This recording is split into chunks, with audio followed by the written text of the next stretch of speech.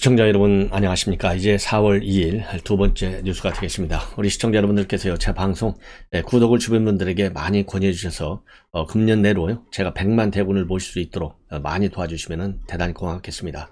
특히 여러분들의 자손들, 후배들, 이 젊은 분들이 제 방송을 많이 볼 수 있도록 도와주시면 정말 고맙겠습니다. 우선 유영하 변호사가 말이죠, 이 YTN 라디오에 나와서 한마디 했어요. 굉장히 중요한 메시지들이 많이 있는 것 같습니다. 박근혜 대통령의 정치 참여 전혀 생각할 필요가 없다, 안 할 거다, 이렇게 얘기를 했고요. 자, 그리고 또 이 박근혜 대통령이 윤석열 당선인의 취임식에 참석할 것이냐, 아직 공식적인 연락이 없어서 가정을 해서 답변 드리는 것은 적절치 않다, 이러한 의견을 내놨어요. 우선 박근혜 전 대통령이 이제 최근에 말이죠, 유영하 이 변호사가 대구시장 출마를 했는데 후원회장을 맡는다, 이렇게 공식적으로 유영하 변호사가 밝혔습니다. 자, 후원회장 맡는다는 그 자체가요, 박근혜 전 대통령의 구체적인 발언 여부와 관계없이 직접적 정치 참여 행위가 아니겠습니까? 아주 민감한 부분이죠. 특히 후원회장이기 때문에. 그래서 대부분의 전문가들이 이거 생각보다 굉장히 빠르게 현실 정치에 박근혜 대통령이 등판을 하는구나, 이렇게 생각할 거예요. 여기에 대해서 선을 그은 것 같아요.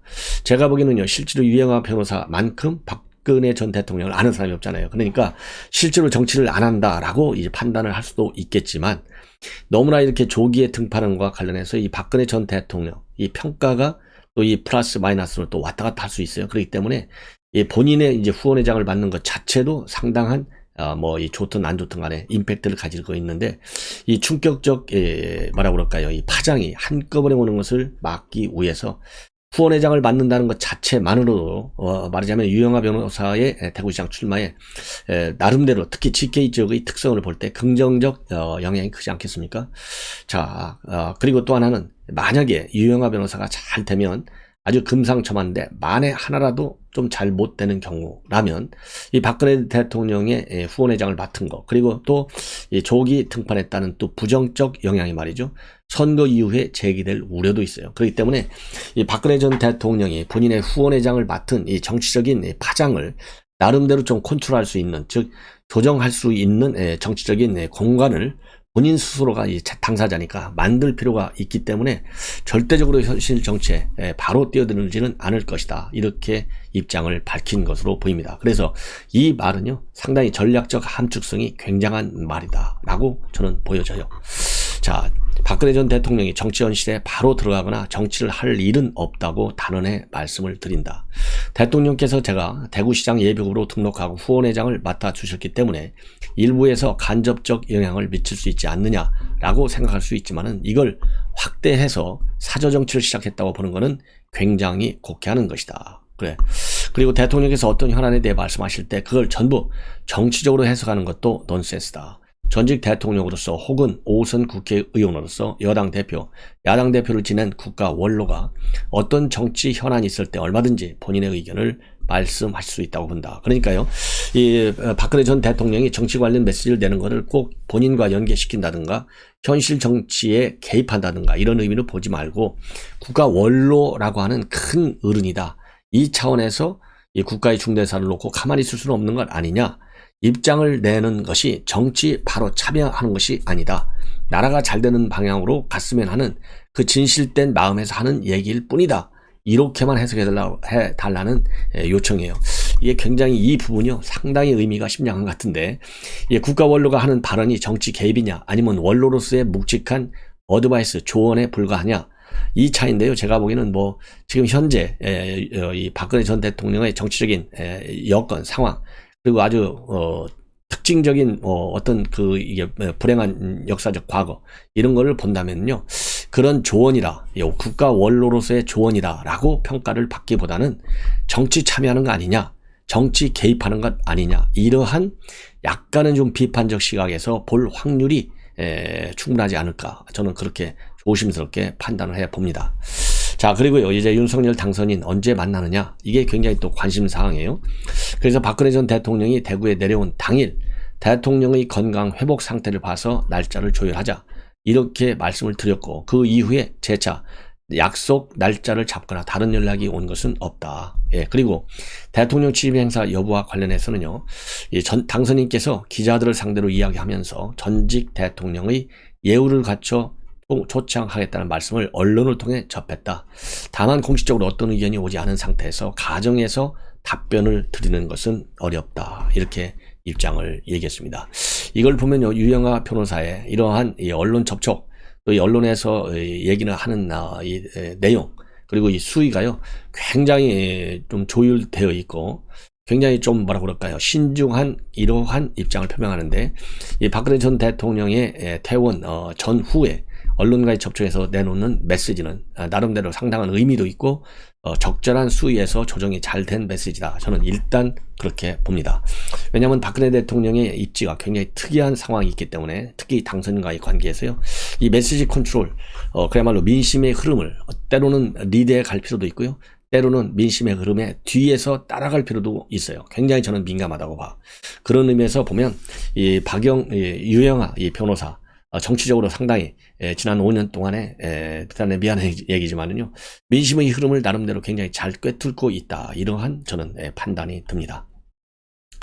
자, 이번에는요, 이 정부 조직 개편이 지금 굉장히 우리 관심사예요. 그래서 지금까지는 정부 조직 개편을 말하자면 6월 1일 지방선거 이전에, 더 짧게 얘기하면 5일, 9일 정부 이전에 먼저 정부 조직을 개편하고 거기에 맞게 이 정부직들, 장차관들 임명하고 이런 거를 대부분이 많이 그려왔을 거예요. 그런데 최근에 윤석열 당선인이 엄명을 했다고 합니다. 쉽게 얘기해서 지금 그러지 않아도 집무실 이전 문제를 가지고 여당이 하도 프레임을 걸어서 비판을 하다 보니까 이게 발목 잡는 이 말하자면 제대로 이 국정 운영에 전담하기보다는 오히려 그러니까 집무실이자만 너무 빠지는 거 아니냐, 이런 비판적 여론이 있다는 겁니다.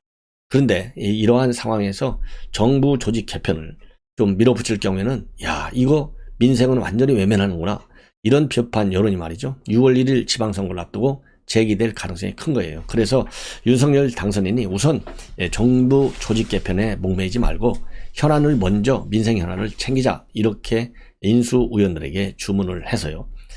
그래서 인수위에서는 조직 개편을 6월 이후에 하거나 여가부 폐지와 같은 특정 부처만 조정하는 소폭 개편을 이달에 추진하거나, 이런 두 가지 방향을 집중적으로 검토하고 있다고 합니다.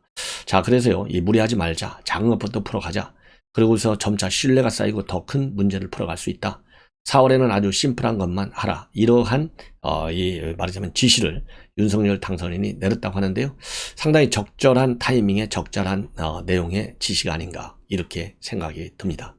자, 그래서요, 어쨌든지 간에 지금 이제 포스트 이 코로나 시대, 그 다음에는 이 문재인 정권이 5년 내내 민생을 파탄한 이 현실적 상황, 이런 거를 감안해서요, 우선, 그리고 또 이 선거 과정에서도 민생 경제를 제대로 챙겨서 빨리 회복시키겠다, 이런 약속을 많이 했어요. 이런 걸로 본다면 이번에 윤석열 당선인이 심플한 거, 그래서 민생 경제를 챙기는 거, 이거를 먼저 하자, 이러한 지시는요, 상당히 뭐라 그럴까요, 현재 국가가 처해 있는 환경을 제대로 본 당선자의 시각을 반영한 것이다 라고 보고요, 현재 이 여가부 이 폐지 문제는요, 가칭 미래가족부를 신설해서 관련된 부처 기능을 조정하는 방식, 그래서 여가부가 맡고 있는 여성 관련 사무는 다른 부처에 나눠주고, 현재 총무실 산하의 양성평등위원회를 대통령 직속 기구로 격상하는 계획도 가지고 있다고 합니다. 그리고 대통령 직속으로 되어 있는 현재 저출산 고령사회위원회를 신설해서 신설하는 미래 가족부로 옮겨서 미래 인구 문제도 전담하도록 하는 방안도 검토 중에 있다고 합니다. 그리고 산업 지금 통상자원부 이 통상기능을 외교부로 옮긴다든가, 아니면 보건복지부에서 보건을 분리해서 질병청, 식약처를 통합해 가칭 보건부를 신설하는 방안도 검토 중에 있고요, 항공우주청, 그 다음에 재외동부청 신설 문제도 검토에 들어갔다고 합니다.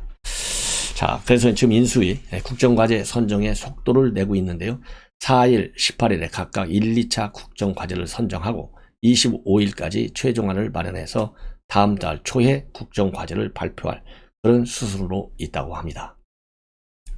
이번에는요, 이준석 대표 그동안에 장애인들하고 아주 단단한 대립각을 많이 세워왔잖아요.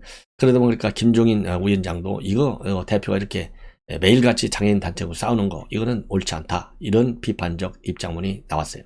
그리고 나경원 전 의원도 마찬가지로 이준석 대표 이거는 잘못하는 것이다 라고 비판을 했어요. 그러다 보니 결국은요, 이 인권위에서 이준석 대표의 발언을 조사하겠다 이렇게 지금 나오고 있고, 자, 그러니까 이준석 대표는요, 이 발언 자체가 아니라 발언에 따른 사회적 영향을 살피겠다는 건 무슨 소리인지 도대체 모르겠는데 빨리 조사해달라 이렇게 반박을 하고 있어요. 그래서 이준석 대표가 조금 전에 페북에 내놓은 입장을 보면 바로 어제 4월 1일 날 인권위가 이 전장현, 즉 전국 장애인 차별 철폐연대 전장현 박경석 대표가 뭐라고 얘기했느냐, 이준석 대표 발언의 부적절성, 혐오 차별에 문제가 있는지 포괄적으로 입장을 밝혀달라. 예.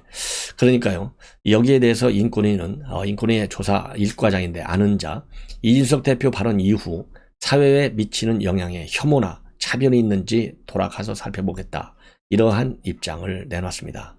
그러니까요, 이준석 대표가 인권위에서 이준석이 장애인 혐오를 했다고 말 못하니 사회적 영향을 밝히겠다고 하는데, 이 발언 문제 삼기 어려우니까 발언의 영향력을 들고 나오는데 참 어이가 없다, 빨리 조사해달라라고 요구를 해요. 그러면서 박경련 전장현 대표의 배우자이고 지난 3월 9일 종로에 출마한 배복주 정의당 부대표 겸 여성 본부장이 얼마 전까지 인권위에서 인권위원을 했는데, 이걸 보면 이 배복주 인권위원과 관계가 있는 분들은 알아서 이번 사안에서 회피해 달라라고 주문을 하고 있어요.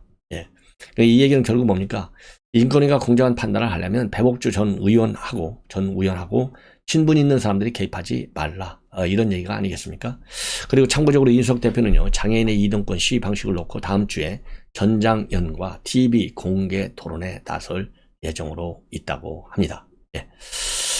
자, 이번에는요, 이제 한덕수 총리가요, 사실상 이제 총리로 첫 총리로 내정 직전까지 가 있는 것 같아요. 그러니까 윤석열 당선인이 발표하면 내정되는 거예요. 내일 오후에 발표가 예정돼 있다, 이렇게 되어 있고요. 그럼 막판에 이 한덕수 총리로 다 가다가 이제 인종용 전 금융위 부위원장으로 또 거의 또 갔었어요. 왜 그러냐면 인종용 위원장이 좀 더 시간을 달라 이래가지고, 그동안에는 고사했는데 다시 총리를 맡겠다는 의지를 표명하는 것 아니냐, 이래서 이 임종용 위원장 쪽으로 또 많이 뉴스가 또 기울었는데, 지금 여러 뉴스를 또 보니까 말이죠, 이제는 최종적으로 한덕수 총리로 거의 다 결정된 것 같습니다. 약점 단계만 남아있어요, 절차적으로. 그래서 이분은요, 이 한덕수 신임 총리 될 가능성이 큰 이분은 YS 때는 특허청장, D-Day 때는 경제수석, 노무현 전 정부에서는 총리, MB 때는 주미 대사를 할 정도로 경제, 외교, 안보, 아마 한 몸에 좋은 스펙을 다 가지고 있는, 이 시대적 환경이 요구하는 이러한 자질과 경력을 다 갖추고 있는 분이라는 점에서 무난하다라고 평가를 받을 수 있는데, 왜 그러면 이렇게 결정이 될 수밖에 없는 단일 카드로 남아났느냐? 임종용 위원장이요, 시간을 좀 달라, 좀 더 생각하겠다라고 밝혔는데요, 최종적으로 고사를 했다고 합니다. 그래서 좀 윤석열 당선인 측에서는 말이죠, 이제 3일날 내일 이제 한덕수 전 총리를 임명을 하고, 지금 이제 세트로 묶어서요, 경제 라인, 외교 안보 라인, 그 다음에 사회 부분 라인, 이렇게 해서 이 팀 플레이를 할 수 있게끔 장관들 말하자면 인선에 지금 착수해 있다. 그래서 경제부총리 후보는 추경호 의원과 최상목 경제일본과 간사, 그리고 최준경 전 지경부 장관이 거론되고 있고, 국가안보실장 후보에는 윤석열 당선인의 외교안보 과외교사로 불리는 김성한 전 외교부 차관, 외교부 장관 후보에는 박진 조태용 의원, 국방부 장관 후보로는 신원식 의원하고요, 이종섭 전 합참차장, 임호영 전 한미연합사 부사령관, 김용우 전 육군참모총장이 물망에 오르고 있다고 합니다. 그래서 조각 인선도요, 15일까지 마무리할 계획이라고 합니다. 예. 그래서 한 부처당요, 7, 8명 정도를 당선인에게 보고한 뒤에 그 중에 3명가량을 압축해서 검증팀에 넘겨 정밀 인사검증을 하고 있다, 이렇게 밝히고 있어요. 그리고 환경부와 고용노동부, 중소벤처기업부 정도를 제외한 부처의 인선 퍼즐이 거의 맞춰져 있다. 행안부 장관은요, 경찰 출신인 윤재옥, 이철규, 그리고 윤한홍 의원, 이런 분들이 거론이 되고 있고요.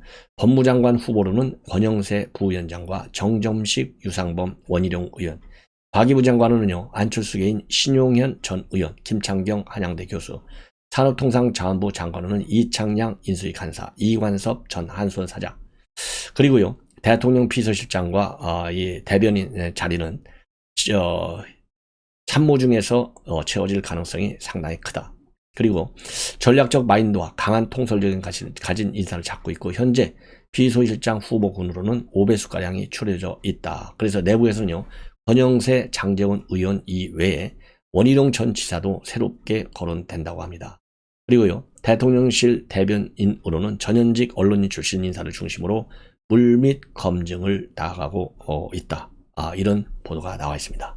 자, 시청자 여러분, 이것으로요, 제 오늘 오전 방송을 마무리하고 오후에 또 좋은 뉴스로 찾아뵙도록 하겠습니다. 우리 시청자 여러분들의 많은 시청 당부드립니다. 대단히 고맙습니다.